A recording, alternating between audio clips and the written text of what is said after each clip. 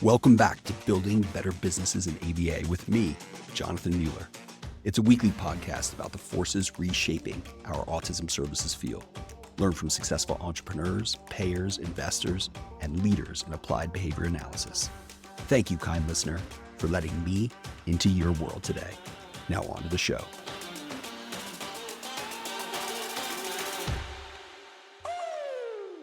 My name's Jonathan Mueller. I'm the host of Building Better Businesses in ABA. And my guest today is Finnian Kelly. Finnian is the founder of Intentionality. He leads events and retreats, inspiring attendees to connect deeply with their businesses and themselves. He's a lifelong learner with degrees in math, physics, finance, leadership, and teaching, as well as a retired Australian Defence Force officer. Finnian's work with individuals, teams, and underprivileged communities has been featured on National Geographic, Business Insider, Forbes, Sky Business, ABC, Smart Company, and more. Finnian, welcome to the pod, dude. Thanks so much, Jonathan. I enjoy being in a pod. It's funny. I was actually the last time I was in a pod, I was in Peru just a month ago, and they have these pods on the side of the mountain. So you experience like it's a hotel literally in a pod on the side of the mountain, and you have to like rock climb up to it. So you just brought me back to a beautiful memory. You were a legitimate world traveler. It's always like, where in the world is Finnian? So let me get this right. In Peru, to get to these pod/hotel rooms, you're climbing and full send for your night's sleep. Yeah. And then you come down and there's a big hot tub there on the side of the cliff, but you'd have to like literally climb up with like full harnesses to go back up to bed. And then you're just hanging off the side of the cliff. It's a touristy thing, but it's actually pretty damn awesome. I was pretty impressed. Dude, it's unbelievable. You know what I like in that too? So I love to climb as well. And we both live in Colorado. And there's all kinds of bouldering, there's cragging, there's tread, sport climbing, there's big wall climbing, right? People probably know that because of Alex Honnold in the movie. But this sounds like big wall glamping. Maybe the equivalent. You're on a big wall, but a little bit safer than be soloing. And there was a flushing toilet up there as well in this pod hanging off. It's remarkable what humans could do. It was the nicest toilet I experienced in Peru. And we're on the side of a cliff. Won't ask where the flush goes when that happens. You're a Renaissance man, you travel the world, you do all different kinds of things. And one experience, actually many experiences we share in common, but one of those is you hiked El Camino Santiago, which was a pilgrim's way, an old Spanish missionary route. What did you learn from that experience? Tell me more. It's incredible that you're asking this right now because two things are happening right now. So I've literally in the final 10 pages of edit of my book, which is based around this time of my Camino experience 5 years ago. And it's called I haven't given that title, but there's a message which is about a pilgrim's pathway to intentionality. So on the Camino, I really discovered intentionality and what it meant. And I've created a whole action-based philosophy since then. So things like it's not good enough to find your way. You've got to stay in your way as well. So there was these beautiful yellow arrows that pointed across the country. Literally didn't have a map, didn't have a phone, just followed these arrows and these clamshells. And if you paid enough attention, you would stay on track. But every so often you'd be consumed in your own self-talk or just head down and you would suddenly realize, whoa, where was the last yellow arrow? Now, if you catch it quick enough, you would be okay. You'd see a pilgrim over there, or you'd be like, oh, I can just go back to that arrow. But there was one day where I was such in a struggling place, head down, a lot of self-criticism going on. And I looked up and I looked around and there wasn't anyone and there was no arrows. And I couldn't remember a single thing. And I went, wow, I've lost my way. And then I realized I hadn't just lost my way in a physical sense. I'd also lost it in my whole life. There was a period where I just lost what really mattered to me. And that's really what my pathway to intentionality was. So that was definitely a big learning. And the other reason, just looping back, and the second reason is my partner is actually doing it right now. And she finishes in 3 days' time on the anniversary. Her mum tragically died last year and she's finishing it on her anniversary. So she's been walking for 4.5 weeks already. So it's a pretty powerful time to ask that question. Wow. Tell me more about, as you described, you lost your way in what matters. What does matter to you in life and business? Yeah. So what I really discovered was I was living with intentionality.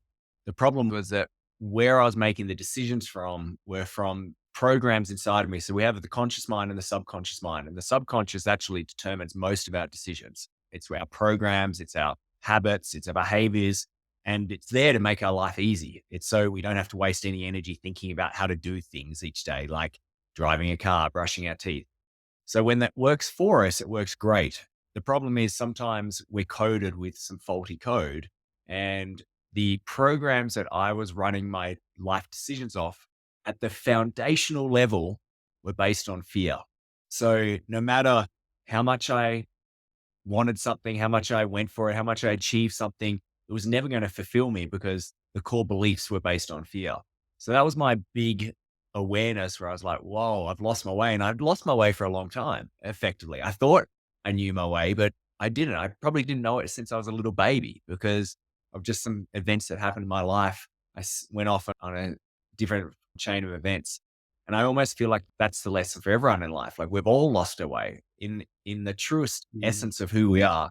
We're peaceful, joyful, loving beings.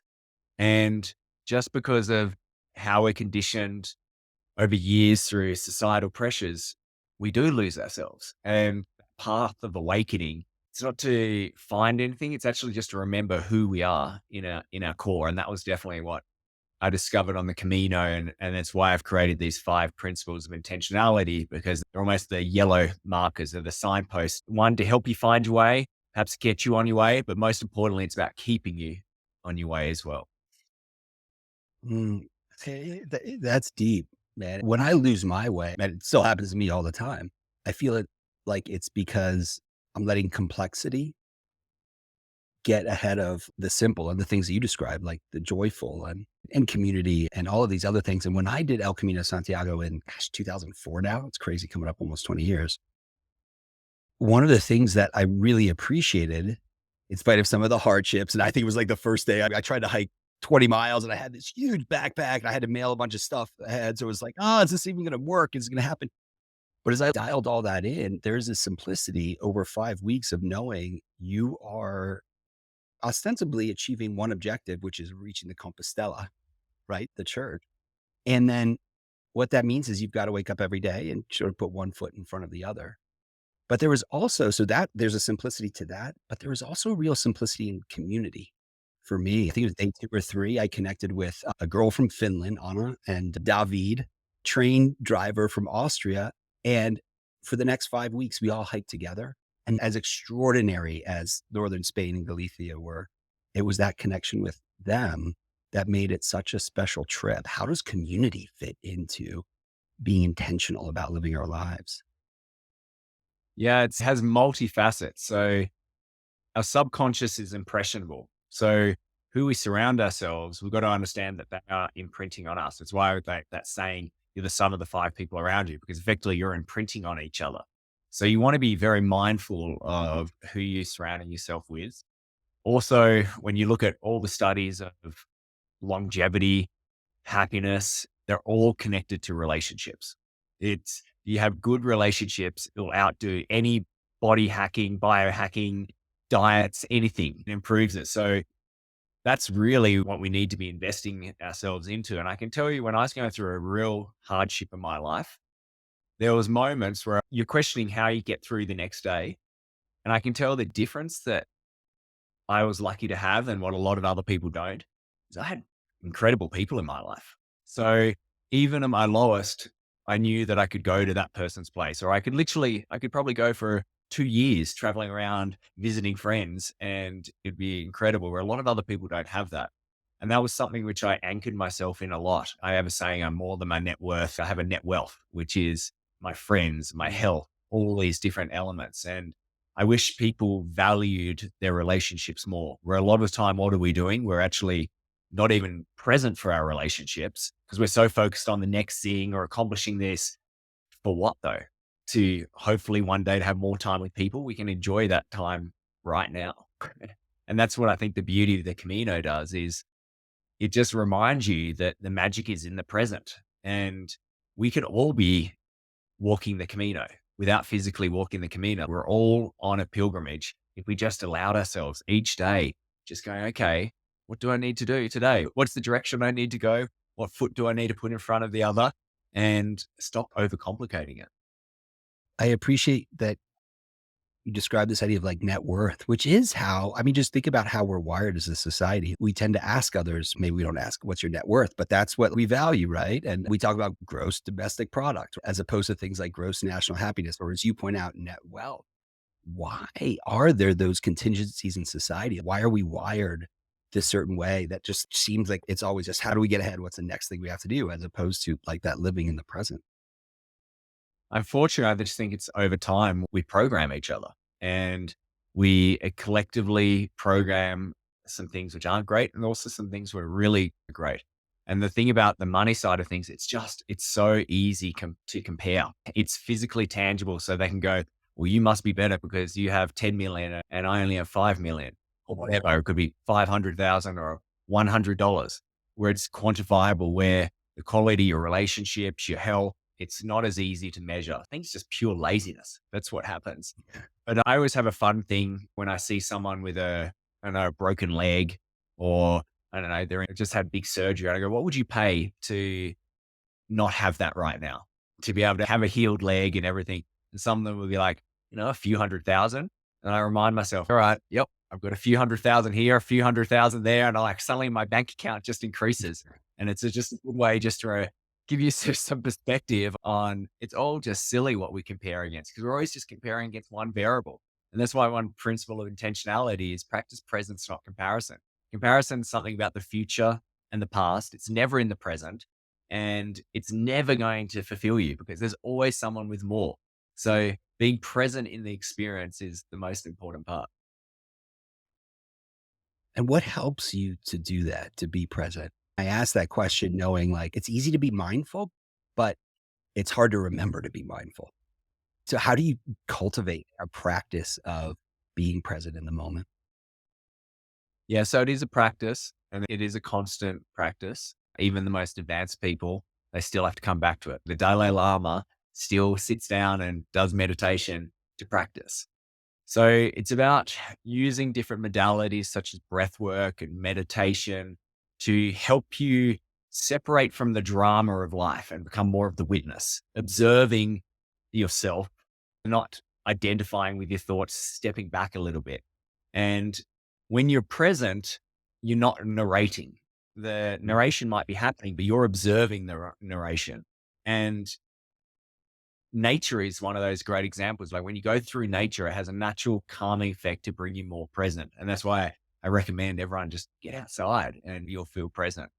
So observing, catching your thoughts, coming back and just keep coming back. And the breath is a great way. It's like the entryway to presence, just observing your breath, slowing it all down, and then just looking out and absorbing it all rather than going, there's a label, there's a label, there's a label, just going, okay, what's there right now? And we've become so addicted to thinking in the future and the past.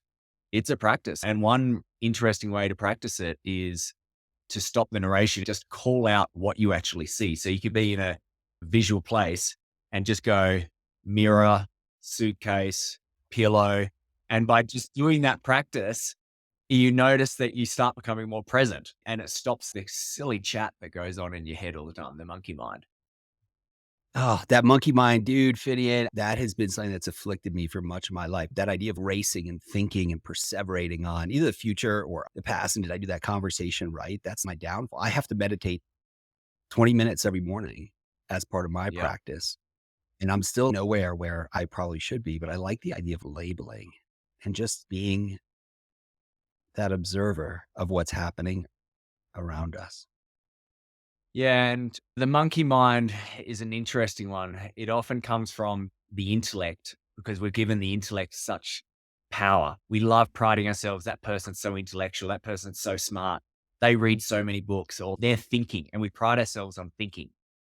But that's not actually where the true intelligence is. That's our conscious mind processes things at 40 bits per second. And our subconscious processes things at 40 million bits per second. So you've got a supercomputer 1 million times faster than the thinking mind. So why we bother thinking at all? We should just get clear on what it is that we want and then send the direction down to the supercomputer to work out how to happen. And then it sends information back up and we have to be in receivership. You have to be paying attention to go, oh, It's telling me to call that person up or go do this. But if we're thinking all the time, we can't get that guidance. So it's about getting into this place of receivership of this inner guidance, this inner intelligence that comes through. So I have to ask you, Fitty, around like how you came around thinking about intentionality and this framework that you have. And I know you referenced that you've gone through some challenging times in your life. I think when we actually first connected on a Zoom call, you live in Aspen, Colorado, when you're not traveling around the world. I'll never forget, you came down off the hill early and skipped an après ski just to have this conversation with me. And that's, by the way, that's the biggest form of honor I would ever see in someone. But you've created this life that not only does it work well for you, but you're passing that wisdom on to others. Take me through what you had to do to accomplish that. How did you come out from that sort of pit into the other side? So there was a few things. I had to really go inside and explore and basically see it as coming in and looking at my operating system. And if I have this belief that the subconscious determines 95% of our decisions daily, then we need to have an awareness of what are the programs inside of there and what's the code inside of the programs and where did the code come from. And I wanted to take back control of my operating system. So I just started observing, just digging deep and going, okay, what are some faulty beliefs that I might have running, which are affecting my ability to feel joy, peace, and love? And I just started facing them. And then I went, well, do I want to hang on to those beliefs or am I willing to let them go? Because what are beliefs? Beliefs are just stories. They're just our interpretation of an experience. We have something called cognitive dissonance that is something where we'll twist information to support our beliefs. So I always say, I don't care what you believe in. I literally, it doesn't bother me as long as it's serving you. And the way to know if it's serving you is, do you have more positive emotions? If you're not having positive emotions, then you have some form of belief in there that which isn't serving you. So I had to just go down and just start excavating anything that didn't serve me and then start putting back in new positive beliefs. And there was really one foundational moment when I looked at, I think of the paths of the Camino, and I looked at my life and I went, well, this path has been one based on fear. I know where that goes. I know how to play that one out, but it's never going to fulfill me. So what's the other path? And I realized the only other path is love. So from that moment, it was pretty binary. It was, is it moving me towards love or away from love? And that's how I started making decisions in my life. And it helped really clear on what it is that I actually wanted, because that's the fundamental question is, what do you want? And very few people can answer that when you ask them. Even the ones who look like they're super successful, they actually don't know what they want. They're just running on a program which has contributed to financial success and maybe a lot of impact, but it's not fulfilling them. So getting really clear on what it is that you want, free of these programs, like truly what you want, not what your parents wanted or someone else wants. Once you get that, you become liberated, because then you can actually now start putting in the action to bring it to fruition. And then the incredible thing about how the universe works is that things start just conspiring in your favor. And that's really how it works. And you have to be willing to do things that challenge other people. A lot of people would look at my life and go, I can't have that life. And that's cool. I don't expect you to have that life, but this works for me. And this is what I really love doing. All I want to know is, what do you love doing? What can we bring more of into your life? Mhm. So, what is it that you ultimately want? In my book, I wrote a journal entry while I was on the Camino. I said, I define success as doing what I want with love without any obligation to doing it. And I'm right there. I'm not obligated to do anything. I do what I love. So I'm feeling pretty good there. Ultimately, for me, it's peace and joy. I think they're the two core desires of a human being. Is we want to feel peace, and that's peace with yourself, peace in your relationships, peace in community, and then joy. Have a lot of fun and have these moments of just joyful moments. So that's really, really what I'm looking for. And that will probably come from me having a family, impacting lots of people, but I don't really mind how it happens. That's the beautiful thing about intentionality is you get really clear on your feelings and then allow the how to come afterwards, because sometimes you'll be surprised on how it shows up. That is my experience of life in spades, being open to not necessarily knowing where a path will take, but having conviction around the path and ultimately where you'd like to get to and how that relates to my values. That's felt really important. So the big question on listeners' minds, and well, frankly, and on mine is, all right, this life sounds awesome. How do you financially sustain that kind of life? Which maybe that's part of the monkey mind and the chains that are, but how do you figure out how to make those work together? Yeah, unfortunately, that's what always happens. We have these programs which then quickly just wants to just stab down any possibility. So there's always a financial element. But if you find a way to get really passionate about something, clearly give value to someone else, money will always show up. But you have to be willing to break free of the doubts, and you have to be willing to sometimes go, all right, we're not going to spend money on this right now because this isn't value to me because I'm investing in this particular area. So the last 2 years, I invested a lot into my education, my knowledge, just reinvesting back into things. And now it's paying off dividends because I was willing to back myself at that period of time. Money is abundant, like it literally is. Energy is there. It's the construct of it that stops it. So just get clear on what it is that you want, and then it will start showing up. You'll start finding out, wow, there's ways to earn money through this. I didn't have any idea that I could earn money through what I'm doing right now, but people are willing to pay because people see the value, they see the transformation. So it's just always be really clear on what's the problem you're solving and what's the transformation you can give people. And if you just think of that, there's always a way. That's pretty much what businesses is. It's just literally going, what's the problem I'm solving for who? And what's the transformation that I can guarantee them? And everyone has value that they can give each other. Like we're all humans, all able to help each other. And probably to start with, work on your money story. That's a big thing. A lot of people have negative money stories. So that was a big part of my life was being a financial expert. And we would do something called a money story. And so it's like, look in and what programming did you have? Some people got lucky and have the abundant programs, and other people got coded with scarcity programs. The good thing is you can change them. Everyone has the same access to these programs. You just have to actually just want them and be willing to do a little bit of the commitment, the practice to rewire those programs. Do you know what convinced me that the scarcity of money was not a thing or that it's only money and happiness? So actually right before I hiked El Camino Santiago, I was in Tanzania and I was a volunteer business advisor. And where I lived in Arusha, northern Tanzania, up near Kilimanjaro, Mount Meru, was absolutely beautiful.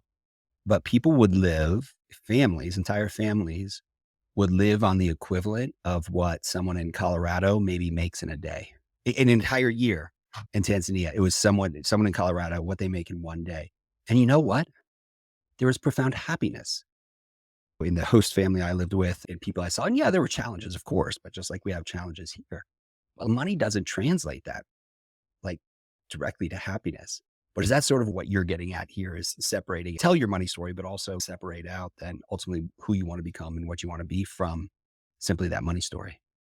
Yeah, it's a two-part thing. Is one, like put in a good program so you're actually open to abundance. Because it's not that money is bad. Money is amazing. I love money. It opens up so many things, but it's not needed for happiness. The key with happiness is just literally having your expectations lower than what you experience. So stop making these big expectations that I'm going to be happy once I get this, or once I get that promotion, or once I get this house, because then you're putting the expectations too high. We've all had that experience when we've like really been looking forward to a particular restaurant, talking it all up. And then the meal came out, and I bet it was pretty good for the person who had no expectations because you had such high expectations. You're like, "Oh, this is a little bit bland." It's like the danger of going back to a place after you've had an incredible experience because then your expectations are high.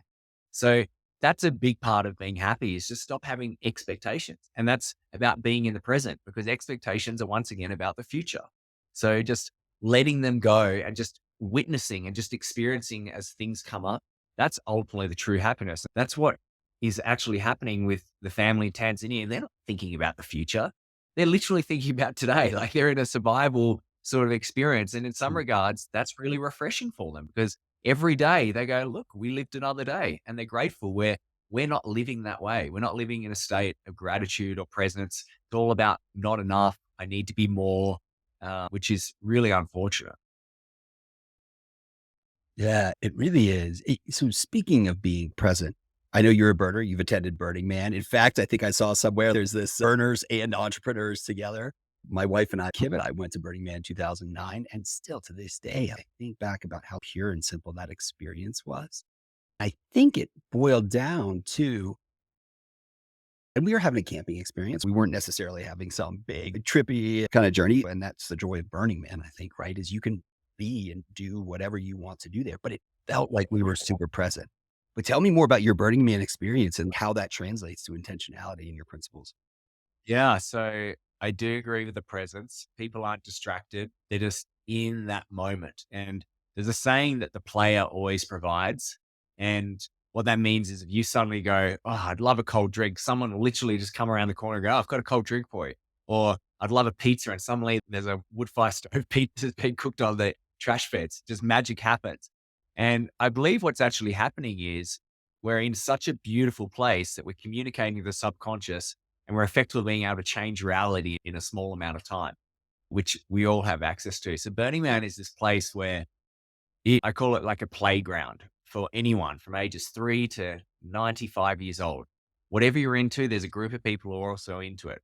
People think it's like this big party, drug, sex scene. And yeah, that's an element of it, but it's the best art, music, connection, camping. There's a bit of everything there, which is really special. So if you're ever hearing anyone like pay out Burning Man, ask them, have they gone? Because I guarantee they haven't gone, because everyone who's gone loves it.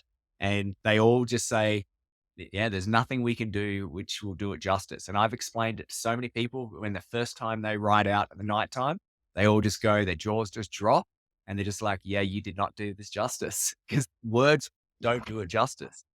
So you're in this place, you're just open, you're not comparing, you're just seeing people for who they are. You're more operating on a soul level rather than a personality level. And you're just loving. And because of that, you start learning what love is really about, and you start feeling accepted and at peace.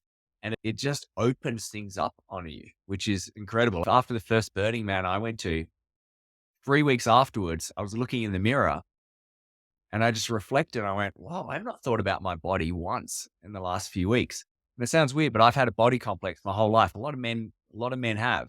And that was just a liberating moment. I went, wow, that's what Burning Man did to me, because everyone was just so accepting and loving of everyone's bodies. It put me back into perspective and I could truly see myself for who I am. Like, I know my body's strong and healthy, but I had a program which was stopping me from seeing that. So I see people have those breakthroughs all the time. Oh my gosh. So, all right, I have to share one of my Burning Man stories. We lived in Reno for a number of years, which is a couple hours away from Gerlach, Nevada, which is where the Black Rock Desert is. So, the playa that you're referring to, just to paint a picture, this is like the finest. It's almost like chalk dust. It's this huge open desert, and you're in the basin. It's so fine. I mean, to this day, what, 13 years later, there's still playa dust in some of our clothes and camping gear because it just gets in everything. But I thought going into it, okay, this is going to be sort of the unreal world. It's going to be fun for 3, 4, 5 days. So I get in, and on that first day, by the way, when we got in set up camp, it was probably 8 or 9 PM. And we biked around and looked at art until the sun came up at 6 AM. And I won't say I like art. I love art, but I'm not an aficionado. But it was so powerful and it was on a scale that's so huge.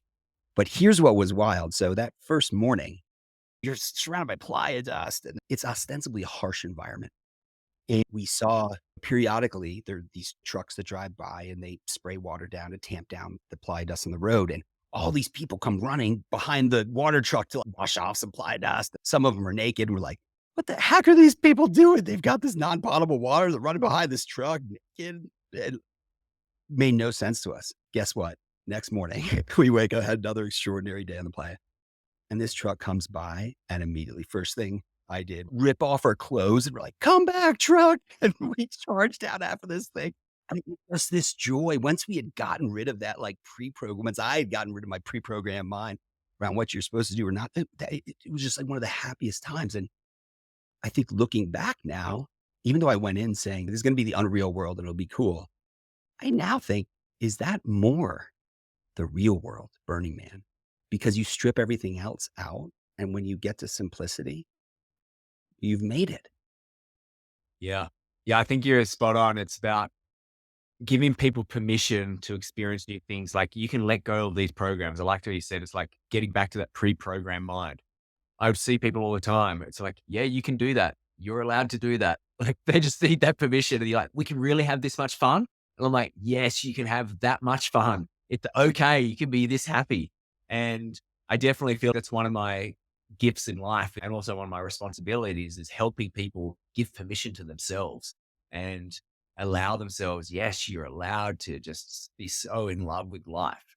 And that's what Burning Man does for people. It reconnects people. You're just like, wow, you literally spent all year working on that and putting all your money in so we could experience it for a couple of days and then we're going to burn it. Like, talk about incredible abundance. It's remarkable. Yes, it is. We live in a time of incredible abundance. And in some ways, that's scary, right? It's funny. I love zombie movies, full disclosure, but I'll think sometime, and I won't say I'm a full prepper, but I've got extra Coors Light in case there's the end of the world that comes that sits in my garage. But sometimes I step back and I say, we probably throw away more food in a day in Yep. my household, as much as I cherish food, than in an end of the world scenario than we'd have all month or all year. And I wonder if that's part of this pre-programming. This idea of when there is so much abundance, does it create a hunger for more? Or what are the other ways that's skewing how we think about what we value in day-to-day life? Well, I think what it does is we've associated that more is better. So as we get more and we realize it's actually not bringing us the satisfaction, rather than thinking, oh, maybe we should cut it, we double down. We go, well, maybe more will make us happier. So it actually starts getting exponentially worse. And that's a statement I always say is money is a magnifier. If you're a good person and you have money, you're going to become a better person. If you have some insecurities, some weaknesses, and you have money, you're probably not going to be that great a person. It just magnifies whatever you have in you because it's just energy.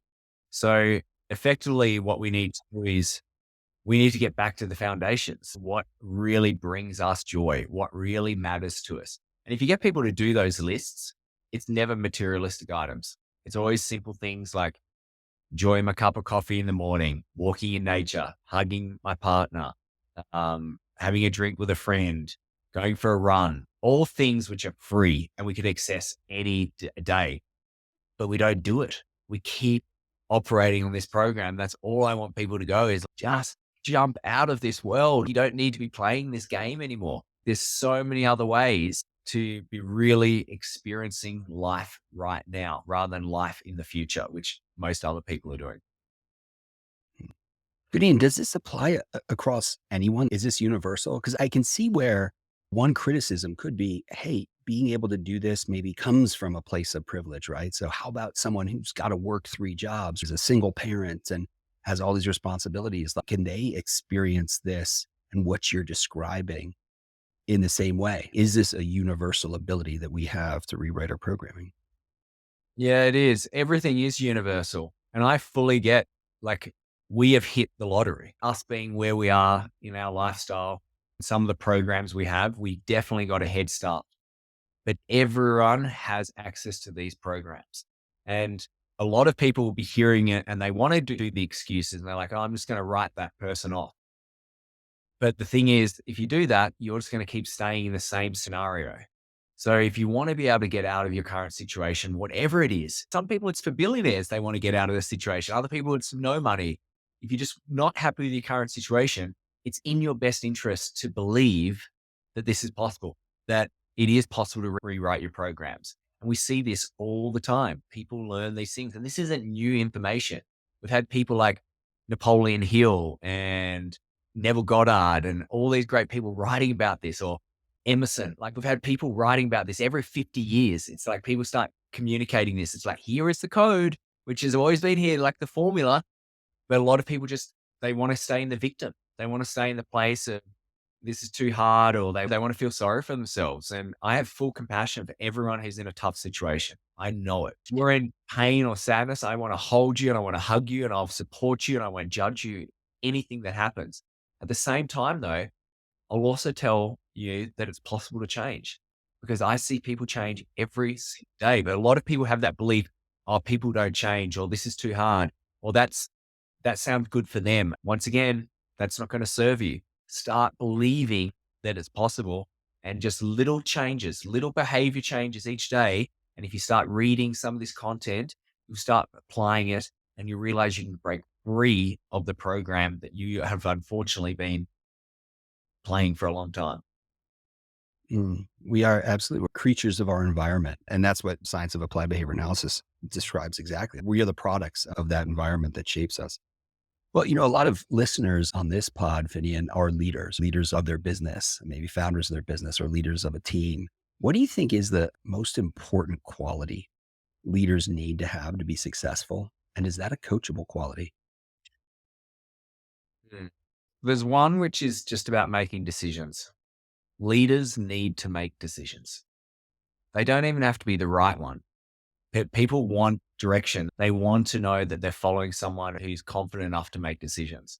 It was a big part that I learned in the military, was just the importance of just making a decision. And by the time that you've worked out that it's the wrong decision, you're okay. You just pivot and you go to the next place. But if you're not moving, it's very hard to get that ship moving again. If you think of it as a ship, it's very easy to tack while you're moving rather than stationary. So keep that movement, and it's definitely coachable. You can coach people, and the key is to start making decisions. So once you start making decisions, you then got to start tapping into your own guidance system and operating from a place of your heart, which is more intuitive than your head. And then you can make quicker and more decisive decisions. So that's definitely one. And in order to make decisions, you have to know what you want. That's the fundamental thing. Is there are a lot of reasons why companies struggle is because the leader's confused and they're not sure of where they're going. And this is why it just keeps changing directions and they don't really seem to scale. Once you get clear on what you want, then we can work out what are the behaviors we need to put in place, and then everyone can start working for you. So I think they're the fundamental things as a leader. And then self-awareness is probably the next piece, is actually having a level of self-awareness to see what's working, what's not, how is your communicating affecting other people. And when you have self-awareness, you're able to then grow, and it's a form of humility effectively. It's a huge form of humility. And I think that's part of the challenge a lot of people have about self-awareness. It requires vulnerability, and especially when you're in the spotlight as a leader. You can be like, wait, I don't want to show vulnerability. And yet we know, right, I'm a huge Brene Brown fan. Vulnerability is one of those things that when a leader can shine a mirror back on themselves, you, by working on yourself, um, like provide a great model for your team members for being self-aware and for constantly getting better. And as you described, shaping those behaviors every day. But you said something earlier that's so powerful that I want to come back to, this idea of investing in yourself. And it's not something that comes naturally. And that could be education, it could be professional development, it could be retreats, it could be any number of things. But what is a good investing in yourself regimen of practice that leaders can get into every day, or just anyone can get into every day in order to live their best life?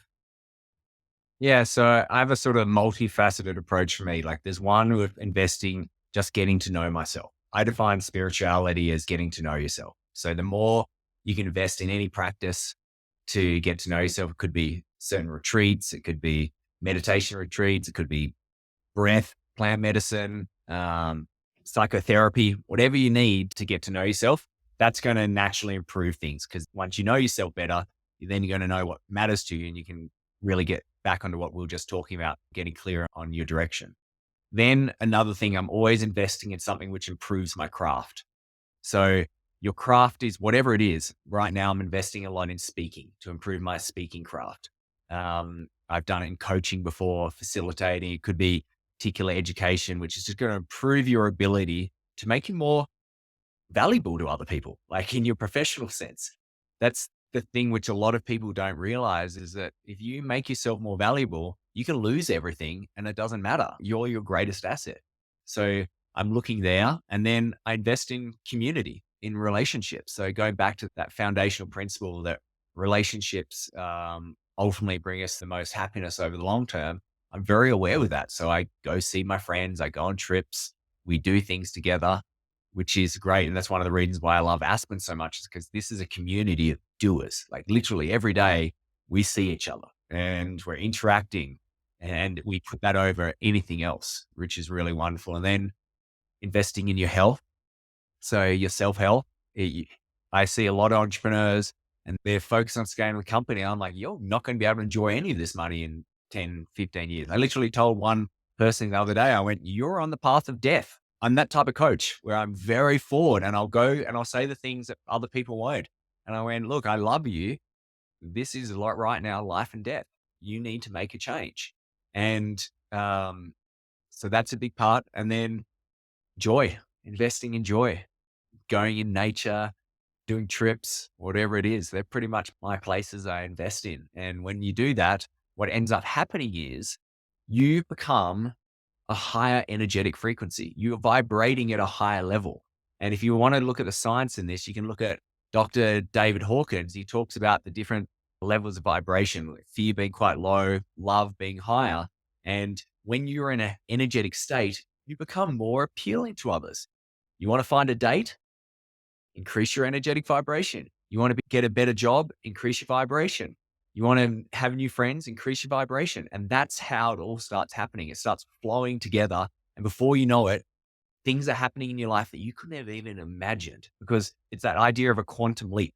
It's lots of little different movements vibrating together. And then one day it just goes boom, just jumps up there. That's what a quantum leap is. But unfortunately, the human mind thinks in this linear fashion. They're like, oh, I've got to do this and do this, and it's going to take so long. I'm like, no, stop thinking that way. Just do the behaviors and then trust the energy, and then you're going to be here. And it can happen so quick. It can happen in under a year. You can completely change your life in under a year if you're committed to it. I'll drop a link to Dr. Hawkins' energy vibrations. That's cool. I want to study up more on that. All right, throw one question at me, anything, Finnian. Make me answer on the spot. All right. Why do you ask certain questions? How do you know where to go in a podcast? No one's ever asked me that kind of question before. You, the first thing that comes to mind is it's selfish. I learned that we have a shared experience at El Camino Santiago, Burning Man, and living here in Colorado in the outdoors. And I want to know more about what makes you tick, because some of those things, that shared experience resonates with me. But what I crave most, Finney, is a belonging and community. That's what I cherish most. And maybe there's a subconscious aspect to the questions I ask, that I'm searching for connection with the people on my podcast. Because that connection is, I think that's the heart of who we are as human beings. And that's what we do special, different from all the other animal species. Is we create a special form of connection that actually, ironically, if you read the book Sapiens, comes from this ability to tell stories, shared stories about our experience. I don't know if that's the right answer, man. I can experience it. So I've been on lots of podcasts, and there's some podcasters who are literally, they're focused on just getting the podcast done. They just want to ask questions. They have a formula. I don't think they're having any connection at all. It's a very mechanical process, but even just how you answered that, it was slow, it was methodical. You're listening to the guidance coming through. So you're doing very well, and I've connected with you great today. Oh, right back at you, Finnian. Hey, dude, where can people find you and Intentionality online? Yeah. So I've set up a link for you. So if you go to finiankelly.com/podcast, you're going to get a ton of free resources, and it will start you on this journey. Remember, you're one behavior away from intentionality, one breath away from intentionality. So it has this great intentional living guide. It has some other really cool resources that you could apply. And if you apply one of these tools in your life today, you're already on your path. So that's the best place. So finiankelly.com/podcast, Finian with two N's. Right on. I will drop that in the show notes for sure. All right. Are you ready for the hot take questions? I am. All right. Finnian, you're on your deathbed. What's the one thing you want to be remembered for? Loving kindness, energy. What's your most important self-care practice? Being in nature. Favorite song? Follow the Sun by, I've just had a complete mental blank. It'll come to me in a second. It'll come to you. Follow the Sun. I don't think I know it. I will listen. Xavier Rudd. Xavier Rudd. Yes. Yeah. He's amazing. Finian, if you could give your 18-year-old self one piece of advice, what would it be? Uh, Learn how to give self-compassion to yourself. Just love yourself. Right on. And if you could only wear one style of footwear, what kind of footwear would that be? Ooh, that's a good one. Sounds weird, but it'd have to be trail runners because I love running. Oh, and there are amazing trails around Aspen. Um, all right. Hey, Finian brother, high five, dude. This has been a ton of fun. Thank you for inspiring me. I appreciate you, sir. Thanks, mate. Appreciate it too.